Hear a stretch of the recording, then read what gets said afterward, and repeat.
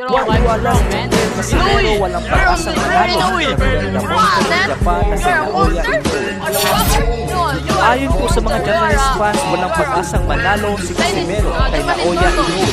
Kung ang pagbabasihan nito ay ang huling laban nito kontra Oguni, na alam naman natin na nauwi sa draw ang laban dahil sa accidental headbutt. Matatanda ang minsan na sinabi ni Inoue na pagkatapos niyang talunin itong si Tapales ay uubusin niya muna ang mga bigating pangalan sa super bantamweight bago umakyat, kagaya na lang ni Luis Neri at Janrel Casimero. Kaya dahil dito uminit na naman ang usaping Inoue versus Casimero, lalong-lalo na sa bansang Japan. Pero ngayon ay tila lumabo na namang muli ang usaping Casimero versus Inoue, lalong-lalo na sa bagong pahayag ni Inoue. Sinabi ng The Monster ng Japan na hindi pala talaga malakas itong si Casimero, kaya nawala na daw siya ng ganang labanan pa ito.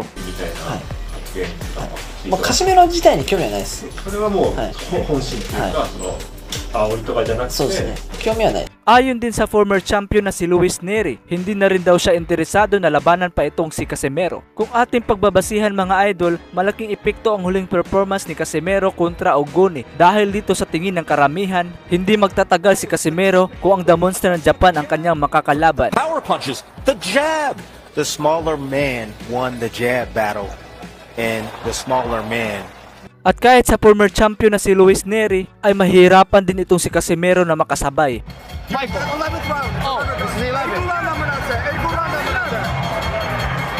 Kaya naman, anong masasabi ninyo dito mga idol? Kaya pa ba ng angas ng Pinas Casimero na maibalik ang kanyang tunay na angas sa ring na katulad dati na mas nakakatakot pa sa The Monster?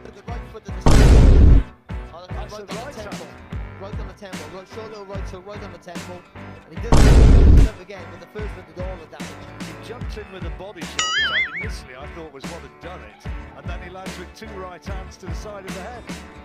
And he's done. Look at this now. There's nothing really clean conclusive. He got caught on the top of the head there. Tete, but he wasn't really coming through. The referee could easily stepped in after the first knockdown. And the referee was Steve Greer was right to step in there. Tete got defending himself. His eyes were all over the place. And wow, what a win! Tete sitting down again on the stool in the ring.